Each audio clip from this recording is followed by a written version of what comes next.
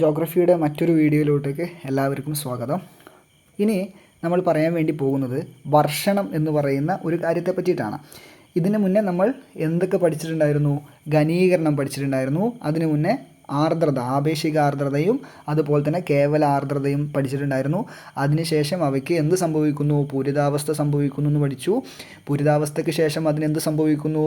താപനില വീണ്ടും താഴോട്ടേക്ക് പോകുമ്പോൾ അവിടെ ഘനീകരണം സംഭവിക്കുന്നു. ഘനീകരണത്തിന് വ്യത്യസ്ത രൂപങ്ങളുണ്ട്.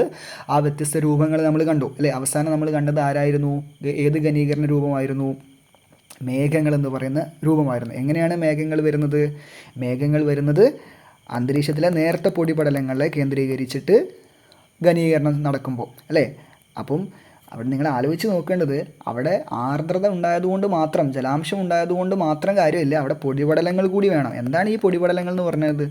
അത് പൂമ്പൊടിയാകാം, അല്ലെങ്കിൽ വോൾക്കാനോ അല്ലെങ്കിൽ അഗ്നിപർവ്വതങ്ങൾ പൊട്ടിത്തെറിക്കുന്നതിൻ്റെ ഭാഗമായിട്ടുണ്ടായ പൊടിപടലങ്ങളാവാം, എന്തുമാവാം. അങ്ങനെയുള്ള അന്തരീക്ഷത്തിലെ പൊടിപടലങ്ങളിൽ തട്ടിയിട്ടാണ്. അപ്പോൾ പൊടിപടലങ്ങളും വേണം, അപ്പോഴാണ് ഒരു മേഘം ഉണ്ടാവുകയുള്ളൂ. അല്ലാതെ അപ്പോഴാണ് ആ ജലത്തുള്ളികൾക്ക് അവിടെ വന്നിരിക്കാൻ പറ്റുള്ളൂ. അപ്പോൾ പൊടിപടലങ്ങളുടെ മേലെ അത് വന്നിരിക്കുമ്പോഴാണ് അവിടെ ഈ പറയുന്ന ഘനീകരണം ഉണ്ടാവുന്നത്. അപ്പോൾ എന്തോ ആയിക്കോട്ടെ, ഞാൻ നേരത്തെ പറഞ്ഞിട്ടുണ്ടായിരുന്നു ഈ പറയുന്ന മഴ പെയ്യുന്നതിനെ പറ്റിയിട്ട്. അപ്പോൾ നമുക്ക് നോക്കാം.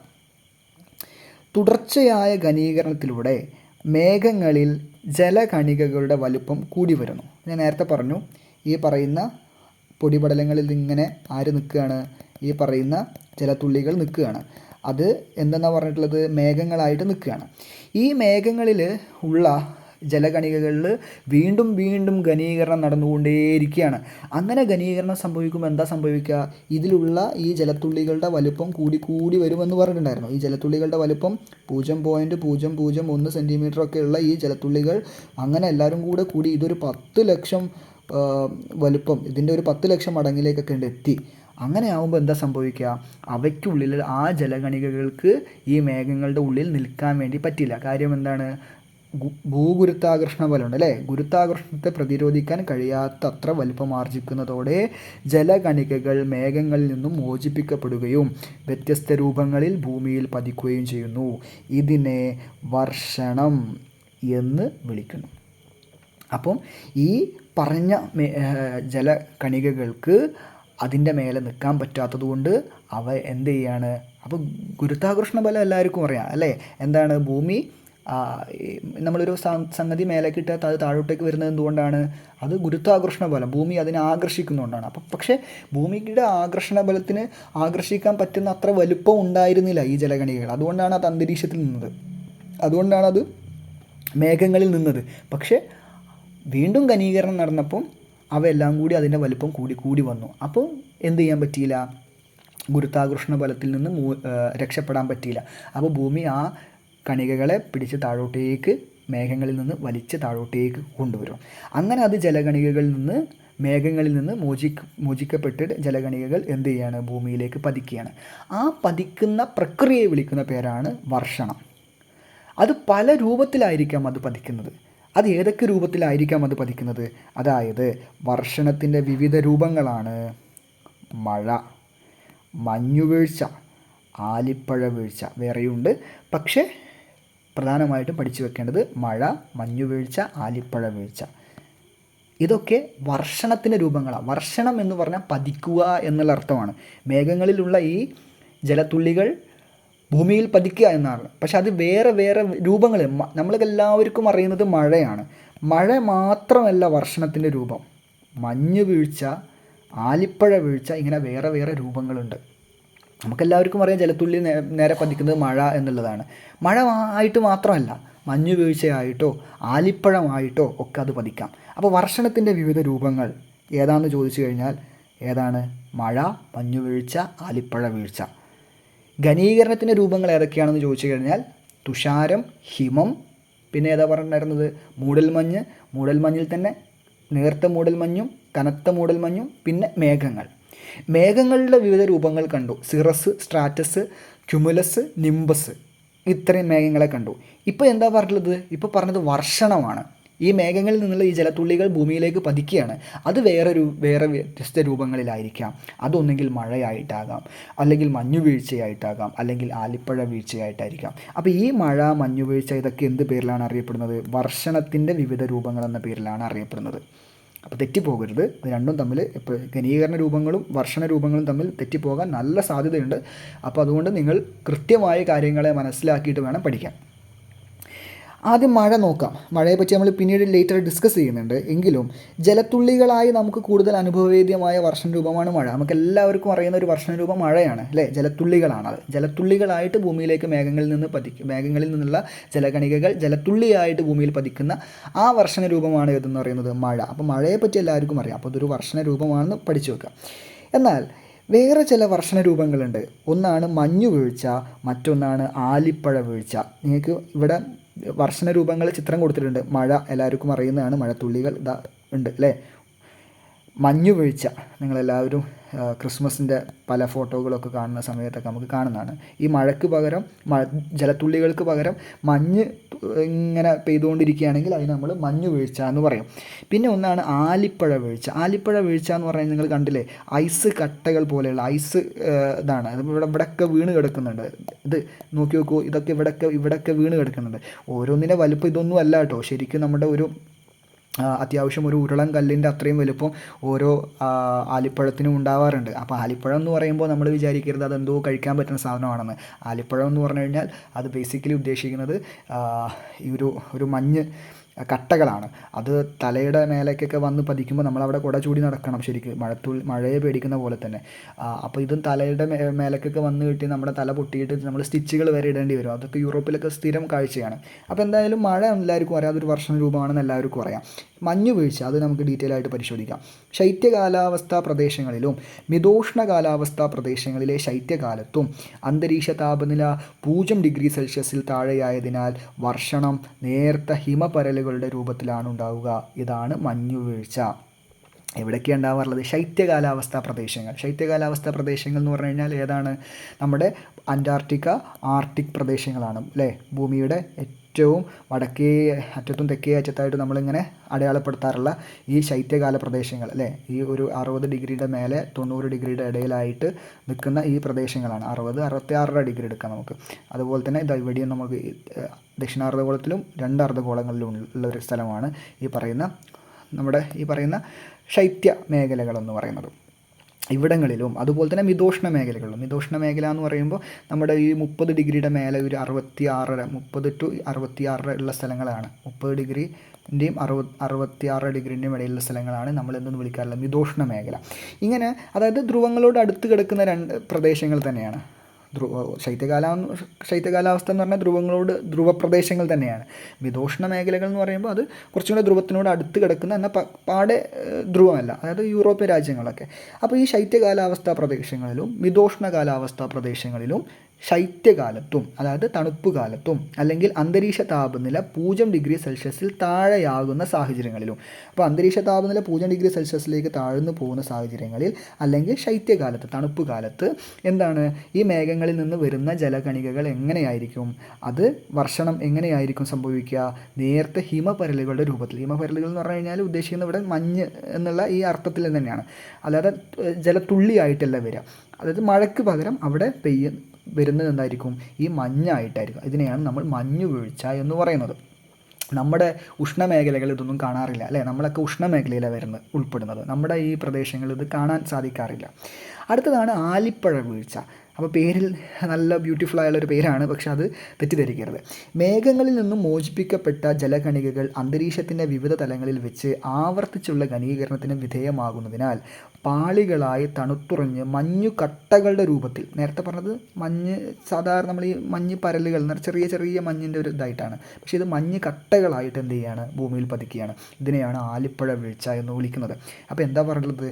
നമ്മുടെ മേഘത്തിലുള്ള ജലത്തുള്ളികൾ ഇങ്ങനെ കുറേ ജലത്തുള്ളികളുണ്ട്.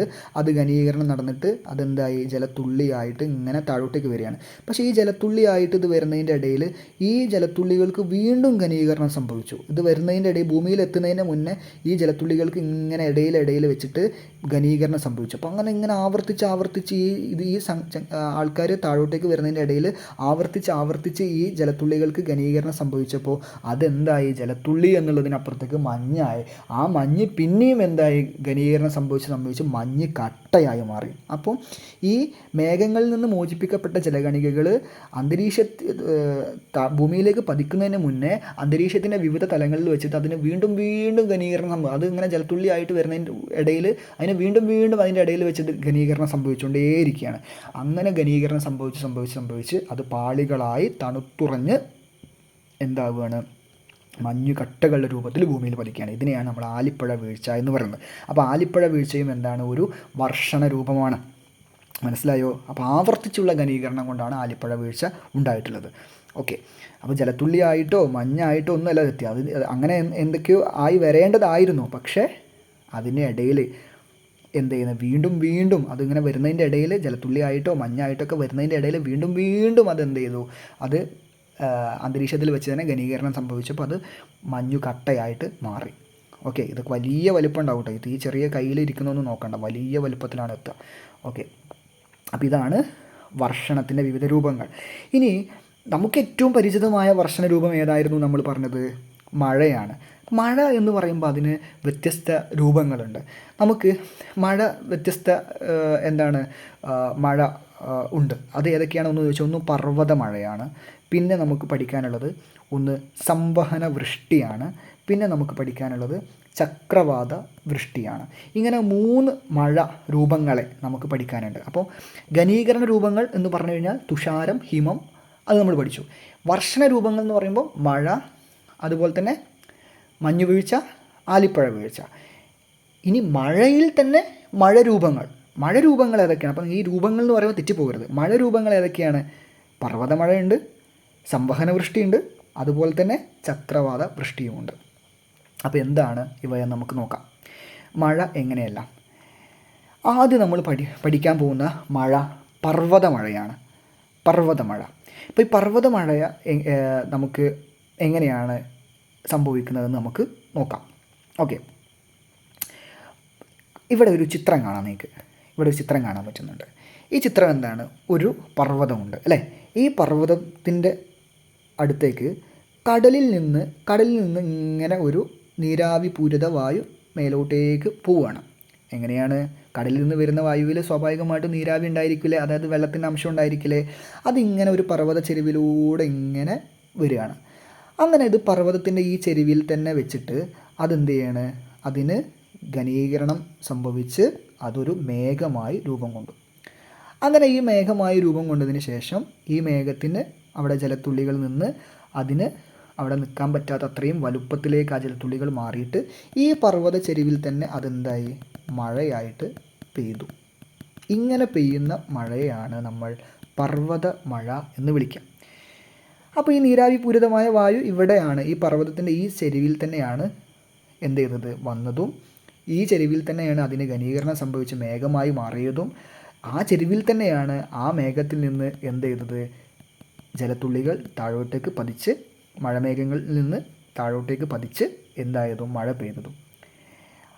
ഇനി ഇപ്പുറത്തെ സൈഡ് നോക്കി നോക്കൂ. ഇപ്പുറത്തെ സൈഡിലേക്ക് ഈ വായു എത്തിയിട്ടില്ല, എത്തുന്നുണ്ട്, പക്ഷേ നീരാവി ഉള്ള വായുവല്ല ഇപ്പുറത്തേക്ക് എത്തുക. കാര്യം ഇവിടെ നീരാവി വന്ന് ഇവിടെ തന്നെ മഴയൊക്കെ പെയ്തല്ലോ. ഇപ്പുറത്തേക്ക് എത്തുന്ന വായു എന്ന് പറയുന്നത് വരണ്ട വായുവാണ്. അതുകൊണ്ട് തന്നെ നീരാവി ഇല്ലാത്തതുകൊണ്ട് തന്നെ ഇവിടെ ഘനീകരണവും നടക്കുന്നില്ല, മഴയും പെയ്യുന്നില്ല. അപ്പോൾ ഇപ്പുറത്തെ സൈഡ് മഴ കിട്ടാത്ത സ്ഥലമാണ്, പർവ്വതത്തിൻ്റെ ഈ സൈഡ്. ഈ സൈഡിനെ നമ്മൾ മഴനിഴൽ പ്രദേശങ്ങൾ എന്ന് വിളിക്കും. എന്താ വിളിക്കുക? മഴനിഴൽ പ്രദേശങ്ങൾ. ഇവിടെ പർവ്വതത്തിൻ്റെ ഈ ചെരുവിൽ പെയ്ത മഴയെ നമ്മൾ വിളിക്കുന്ന പേര് പർവ്വത മഴ എന്നാണ്. അപ്പോൾ നമുക്കിനി വായിച്ചു നോക്കാം. ഞാൻ ഈ പറഞ്ഞ ആശയം നിങ്ങൾക്ക് മനസ്സിലായിട്ടുണ്ടെന്നുണ്ടെങ്കിൽ നിങ്ങൾക്ക് വായിക്കുമ്പോൾ കുറച്ചും കൂടെ എളുപ്പത്തിൽ മനസ്സിലാവും. കടലിൽ നിന്നും നീരാവി പൂരിതമായ കാറ്റ് കരയിൽ പ്രവേശിക്കുകയും പർവ്വത ചെരുവുകളിൽ തട്ടി ഉയരുകയും ചെയ്യുന്നു. ഇത് കാറ്റിന് അഭിമുഖമായ പർവ്വതവശത്ത് ഘനീകരണത്തിനും മഴമേഘങ്ങളുടെ രൂപീകരണത്തിനും ഇടയാക്കുന്നു. ഇത്തരത്തിൽ ഉണ്ടാകുന്ന മഴയെ പർവ്വതമഴ എന്ന് വിളിക്കുന്നു.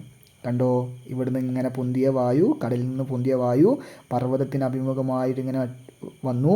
അങ്ങനെ പർവ്വതത്തിൻ്റെ ചെരുവുകളിൽ നിന്ന് അത് പർവ്വതത്തിൽ തട്ടിയിട്ട് അതെന്ത് ചെയ്ത്? ഘനീകരണം സംഭവിച്ച് അത് മേലോട്ടേക്ക് പോയി എന്തായി? അത് അപ്പോൾ ഇതിലൂടെ ഇങ്ങനെ വന്നിട്ട് അത് ഉയർന്ന് ഇവിടെ തന്നെ അതെന്ത് ചെയ്തു, ഘനീകരണം സംഭവിച്ചു, മേഘമായി അവിടുന്ന് മഴ പെയ്തു, മഴമേഘങ്ങൾ ഉണ്ടാക്കിയിട്ട് മഴ പെയ്തു.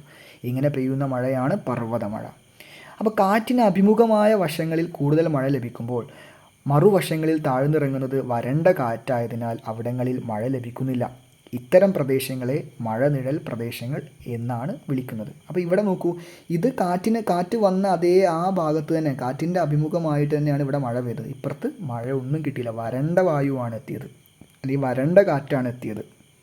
അതുകൊണ്ട് ഇപ്പുറത്തെ സൈഡ് എന്താണ്, മഴ കിട്ടാത്ത ഭാഗമാണ്. അപ്പോൾ പർവ്വതത്തിൻ്റെ മഴ കിട്ടാത്ത ഭാഗം പ്രദേശങ്ങൾ, ഇവിടെയുള്ള പ്രദേശങ്ങൾ മഴനിഴൽ പ്രദേശങ്ങൾ. അപ്പോൾ ഒന്ന് നമ്മൾ പഠിച്ചു, പർവ്വത മഴ നമ്മൾ പഠിച്ചു. ഇനി അടുത്ത ഒരു മഴയാണ് സംവഹന വൃഷ്ടി.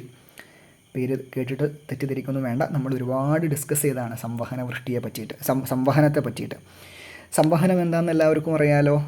അതായത് സംവഹനം എന്ന് പറഞ്ഞു കഴിഞ്ഞാൽ വായുവിനും ജലത്തിനുമുള്ള ഒരു ക്വാളിറ്റിയാണ്, ഒരു ഗുണമാണ്. എന്ത്, ചൂടേറ്റ് കഴിഞ്ഞാൽ അത് മേലോട്ടേക്ക് ഉയർന്നു പോകുന്നു, അല്ലേ? വായുവാണെങ്കിൽ മേലോട്ടേക്ക് ഉയർന്നു പോകുന്നു, രാത്രിയാകുമ്പോൾ താഴ്ന്നിറങ്ങുന്നു. ജലമാണെങ്കിൽ അത് നീരാവിയായിട്ട് മേലോട്ടേക്ക് പോകുന്നു, ഘനീകരണം സംഭവിക്കുന്നു, അത് താഴ്ന്നിറങ്ങുന്നു, അല്ലേ? വേറെ വേറെ രൂപങ്ങളായിട്ട് താഴ്ന്നിറങ്ങാം. നല്ലവണ്ണം ചൂടും, അതായത് നല്ലവണ്ണം താപനിലയും നല്ലവണ്ണം അവിടെ ജലാശയങ്ങളും ഉണ്ടെങ്കിലോ അവിടെ നടക്കുന്ന ഈ ബാഷ്പീകരണം, അതായത് ജലാശയങ്ങളിൽ നിന്ന് ചൂട് തട്ടുമ്പോൾ ജലം മേലോട്ടേക്ക് ഉയർന്നു പോകുന്ന പരിപാടി, അതായത് സംവഹനം എന്ന് പറയുന്ന ഈ പ്രക്രിയ, ബാഷ്പീകരണം സംവഹനം എന്നൊക്കെ പറയാം, ഇത് വളരെ കൂടുതലായിരിക്കും, അല്ലേ? അപ്പോൾ നല്ല ചൂടും വേണം. ഇവിടെ കണ്ടീഷൻ എന്താണ്, നല്ല ചൂടും വേണം, നല്ല ജലാശയങ്ങളും വേണം, അല്ലേ? കടലുകളും അതുപോലെ തന്നെ നദികളും മറ്റ് ജലാശയങ്ങളൊക്കെ ജലസ്രോതസ്സുകളും ഉണ്ടായിരിക്കണം. അപ്പോൾ നല്ലവണ്ണം എന്ത് ചെയ്യും, ഇത് മേലോട്ടേക്ക് ഉയർന്നു പോകും. അങ്ങനെ പോകുന്നതിൻ്റെ ഭാഗമായിട്ട് ഈ ജലത്തുള്ളികളെല്ലാം മേലെ പോയിട്ട് മേഘങ്ങളുണ്ടാക്കും, മേഘങ്ങളിൽ ഇങ്ങനെ നിൽക്കും, പിന്നെ അത് മഴയായിട്ട് തിരിച്ച് താഴോട്ടേക്ക് തന്നെ വരും, എവിടെ നിന്നാണോ പോയത് അവിടേക്ക് തന്നെ തിരിച്ച് എത്തും. അപ്പോൾ സംവഹന പ്രക്രിയയുടെ ഭാഗമായിട്ടാണല്ലോ ഈ പറയുന്ന മഴ ഉണ്ടായിട്ടുള്ളത്. അത്തരം മഴയെ നമ്മൾ വിളിക്കുന്ന പേരാണ് സംവഹന വൃഷ്ടി. ഓക്കെ, അപ്പോൾ നമുക്ക് ചിത്രം ഇവിടെ ഉണ്ട്, അല്ലേ? ചിത്രം എന്താണ്, വായു ഇങ്ങനെ, അല്ലെങ്കിൽ ഇവിടുത്തെ ജലാശയങ്ങളിൽ നിന്നുള്ള ജലതന്മാത്രകൾ മേലോട്ടേക്ക് പോകുന്നു, മേഘമാകുന്നു, തിരിച്ചെന്ത് ചെയ്യുന്നു, താഴോട്ടേക്ക് മഴയായിട്ട് പെയ്യുന്നു. അപ്പോൾ ഇത് എവിടെയായിരിക്കും, നല്ലോണം ചൂടും നല്ലോണം ജലാശയങ്ങൾ, ഇത് രണ്ടും ഒരുമിച്ച് വരുന്ന സ്ഥലങ്ങളിലാണ് ഉണ്ടാവുക. നമ്മുടെ ഭൂമധ്യരേഖാ പ്രദേശങ്ങളിലൊക്കെയാണ് ഇത് സാധാരണ, ഉഷ്ണമേഖലാ പ്രദേശങ്ങളിലൊക്കെയാണ് ഇത് സാധാരണ സംഭവിക്കാറുള്ളത്.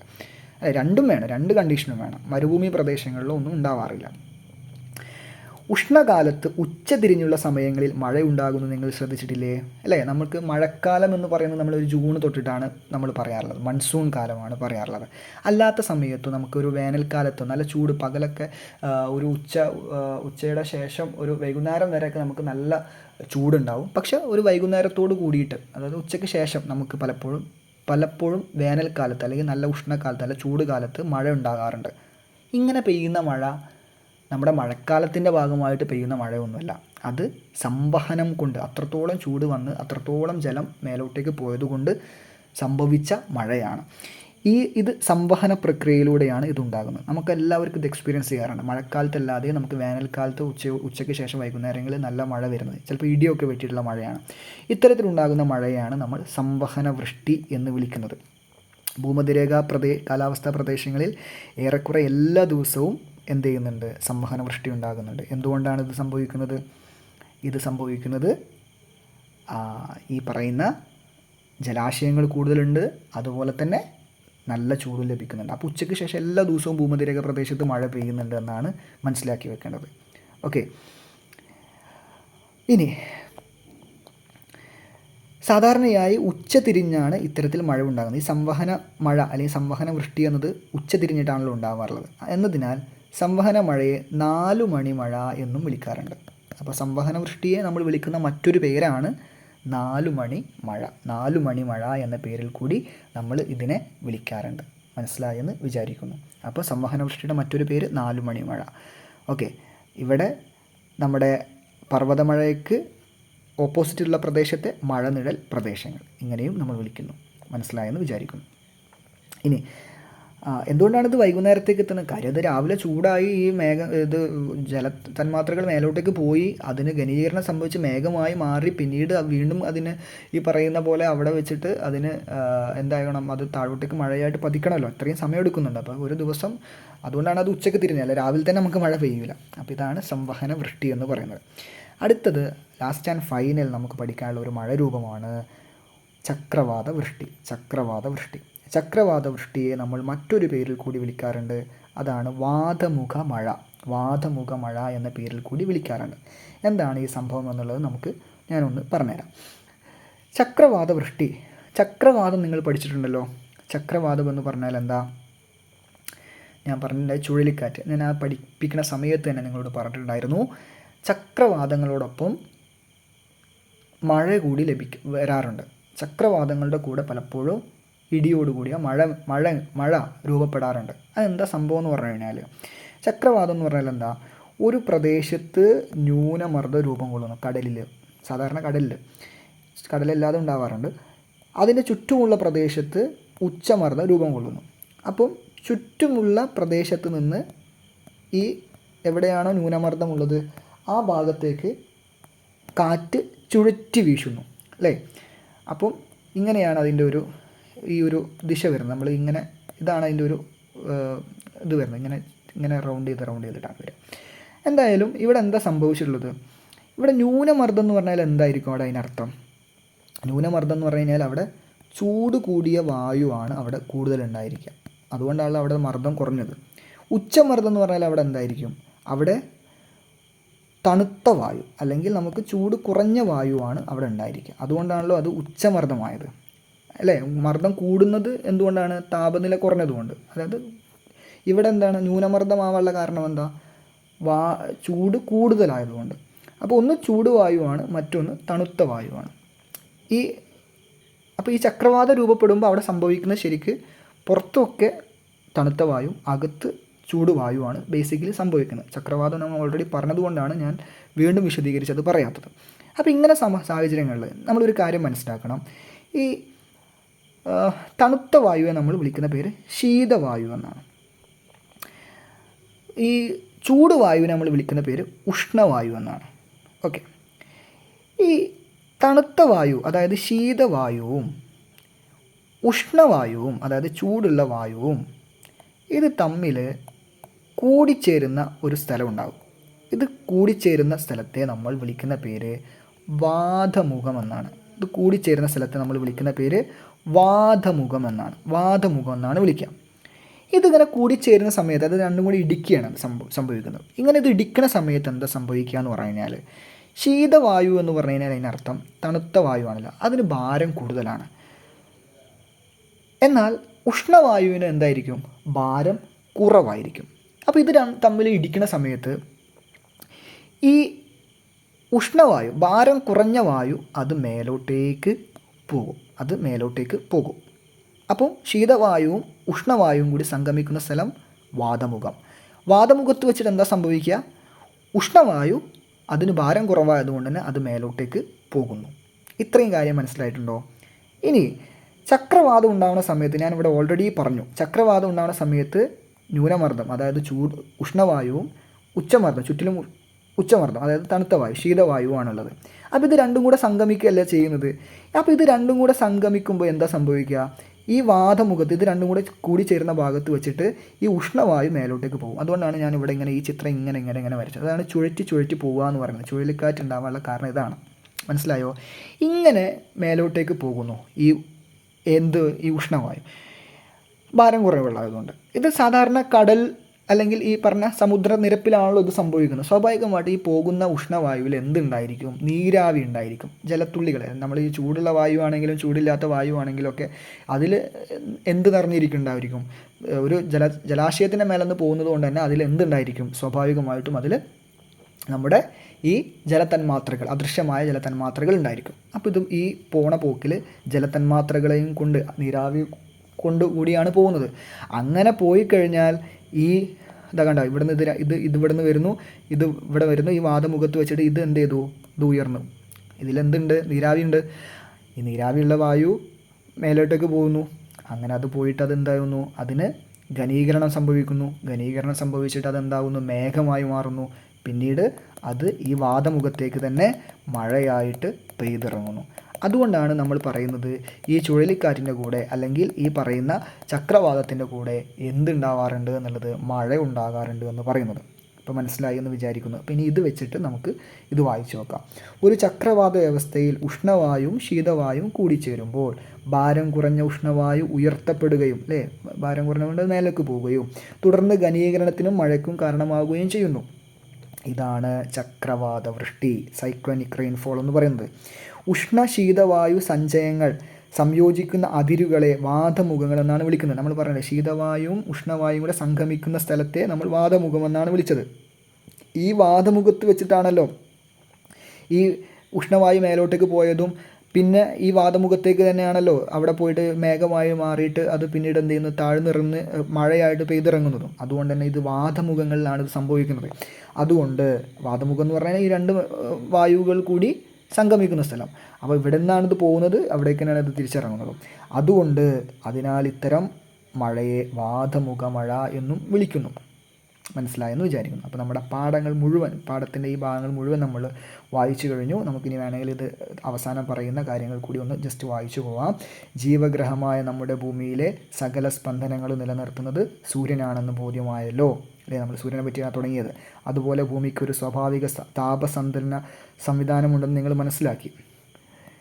അന്തരീക്ഷത്തിൻ്റെ ഘടക സംരചനയിൽ ത്വരിതമാറ്റമുണ്ടാകുന്നതിലൂടെ മേൽപ്പറഞ്ഞ താപസന്തുലനം സാധ്യമാകാതെ വരുന്നു എന്ന് പഠനങ്ങൾ വെളിവാക്കുന്നു. സ്വാഭാവികവും മനുഷ്യജന്യവുമായ കാരണങ്ങൾ കൊണ്ട് ആഗോള കാലാവസ്ഥയിലുണ്ടാകുന്ന മാറ്റം സംബന്ധിച്ച് വരും അധ്യായത്തിൽ ചർച്ച ചെയ്യുന്നുണ്ട്. അശാസ്ത്രീയവും പരിസ്ഥിതി സൗഹൃദപരമല്ലാത്തതുമായ മനുഷ്യ ഇടപെടലുകൾ സ്വയം നിയന്ത്രിച്ച് അന്തരീക്ഷത്തിൻ്റെ ലോല സന്തുലനം നിലനിർത്തുക വഴി ഇനിയും തലമുറകൾക്ക് ഭീഷണിയില്ലാതെ ജീവിക്കാൻ കഴിയുന്ന തരത്തിൽ ഈ ജീവഗ്രഹത്തെ നമുക്ക് സംരക്ഷിക്കാൻ കഴിയണം. അതാണ് ഈ പാഠം അവസാനമായിട്ട് പറഞ്ഞു നിർത്തുന്നത്. ഇവിടെ ഒരു അതിതീവ്ര മഴയെ പറ്റിയിട്ടും മേഘവിസ്ഫോടനത്തെ പറ്റിയിട്ടും പറയുന്നുണ്ട്. അതെന്താണെന്ന് പറഞ്ഞു കഴിഞ്ഞാൽ നമുക്കെല്ലാവർക്കും അറിയുന്ന കാര്യം തന്നെയാണ്. ചില പ്രത്യേക പ്രദേശങ്ങളിൽ വളരെ ചുരുങ്ങിയ സമയം കൊണ്ട് വൻതോതിൽ മഴയുണ്ടാകുന്ന പ്രതിഭാസത്തെയാണ് അതിതീവ്ര മഴ എന്ന് വിശേഷിപ്പിക്കുന്നത്. നമ്മൾ ഈ അതിതീവ്ര മഴ നമ്മൾ ഈ ഉരുൾപൊട്ടലിൻ്റെ സമയത്തൊക്കെ നമ്മൾ കേൾക്കാറുണ്ട്. അതിതീവ്ര മഴയാണ് ഉരുൾപൊട്ടലിന് കാരണമായത്. നമുക്ക് പ്രതീക്ഷിക്കുന്ന ഒരു മഴ ഉണ്ടായിരിക്കും, പക്ഷേ അതിനേക്കാൾ കൂടുതൽ പെട്ടെന്ന് മഴ, നമ്മൾ പ്രതീക്ഷിക്കുന്നതിലും കൂടുതൽ മഴ വരുമ്പോൾ അതിനെ നമ്മൾ അതിതീവ്ര മഴ എന്ന് വിളിക്കും. ഇത് മിന്നൽ പ്രളയങ്ങൾക്കും ഉരുൾപൊട്ടലിനും കാരണമാകുന്നു. മണിക്കൂറിൽ 10 സെൻറ്റിമീറ്ററിൽ കൂടുതൽ മഴ ലഭിച്ചാലാണ് മേഘസ്ഫോടനമായി കണക്കാക്കുന്നത്. ഇനി മറ്റൊരു കോൺസെപ്റ്റാണ് മേഘസ്ഫോടനം. മേഘസ്ഫോടനം എന്ന് പറഞ്ഞു കഴിഞ്ഞാൽ ഒരു മണിക്കൂർ എടുക്കുമ്പോൾ അവിടെ 10 സെൻറ്റിമീറ്ററിൽ കൂടുതൽ മഴ ലഭിച്ചു എന്ന് വിചാരിക്കും. വളരെ നമുക്ക് സഹിക്കാൻ പറ്റാത്ത മഴ ഉണ്ട് പെയ്യാണ്. ഒറ്റ മണിക്കൂർ കൊണ്ട് തന്നെ 10 സെൻറ്റിമീറ്ററിൽ കൂടുതൽ മഴ ഒരു പ്രദേശത്ത് ലഭിക്കുകയാണ്. അത് സംഭവിക്കുന്നത് മേഘവിസ്ഫോടനങ്ങൾ ഉണ്ടാകുന്നതുകൊണ്ടാണ്. ഈ മേഘവിസ്ഫോടനങ്ങൾ സാധാരണ പർവ്വത മേഖലകളിലാണ് ഉണ്ടാകാറുള്ളത്. 2019 കേരളത്തിലെ കവളപ്പാറ, പുത്തുമല പ്രദേശങ്ങളിൽ സർവനാശം വിതച്ച ഉരുൾപൊട്ടലുകൾ മേഘസ്ഫോടനം മൂലമുണ്ടായ അതിതീവ്ര മഴ കാരണമാണെന്ന് കാലാവസ്ഥാ നിരീക്ഷകർ സ്ഥിരീകരിച്ചിട്ടുണ്ട്. 2024 മുണ്ടക്കൈ, ചൂരൽമല ഉരുൾപൊട്ടലുകളും മേഘസ്ഫോടനം കാരണമാണെന്ന് കണക്കാക്കുന്നു. നമ്മളിതിനെ ക്ലൗഡ് ബേസ്റ്റ് എന്നാണ് ഇംഗ്ലീഷിൽ പറയുക. അതായത് നമ്മൾ പ്രതീക്ഷിക്കുന്നതിനപ്പുറത്തേക്ക് മഴ, ഒരു മണിക്കൂർ കൊണ്ട് പെയ്ത് ഇറങ്ങുന്ന മഴ എന്ന് പറയുന്നത് നമുക്ക് സങ്കല്പിക്കാൻ പറ്റാത്ത മഴയാണ്. 10 സെൻറ്റിമീറ്ററിൽ കൂടുതൽ മഴ എന്നൊക്കെ പറഞ്ഞു കഴിഞ്ഞാൽ വെള്ളപ്പൊക്കം എന്തായാലും വന്നിരിക്കും അല്ലേ. 10 സെൻറ്റിമീറ്ററിൽ കൂടുതൽ മഴ ഒറ്റ മണിക്കൂർ കൊണ്ട് വരികയാണ്. അങ്ങനെ വരുന്ന സമയത്ത് സാധാരണ ഈ പർവ്വത മേഖലകളിലാണ് ഉണ്ടാവാറ്, ഉയരമുള്ള പ്രദേശങ്ങളിലാണ് ഉണ്ടാവാറുള്ളത്. അപ്പോൾ അവിടെ അതായത് അതിതീവ്ര മഴ വരികയാണ്, വിസ്ഫോടനം കൊണ്ട് അതിതീവ്ര മഴ വരുന്നു. അപ്പോൾ അവിടെയുള്ള ഈ ഉരുൾപൊട്ടലുകൾ ഒക്കെ സംഭവിക്കും. നമ്മുടെ കേരളത്തിലുണ്ടായ നമുക്കൊരിക്കലും മറക്കാൻ പറ്റാത്ത ഈ കവളപ്പാറയാണെങ്കിലും പുത്തുമലയാണെങ്കിലും ചൂരൽമലയാണെങ്കിലും മുണ്ടക്കൈ ആണെങ്കിലും ഒക്കെ ഇതൊക്കെ മേഘവിസ്ഫോടനങ്ങൾ കൊണ്ട് സംഭവിച്ചതാണെന്നാണ് പറയപ്പെടുന്നത്. ഇനി അടുത്ത അധ്യായവുമായിട്ട് നമുക്ക് അടുത്ത ഒരു വീഡിയോയിൽ കാണാം. Thank you so much.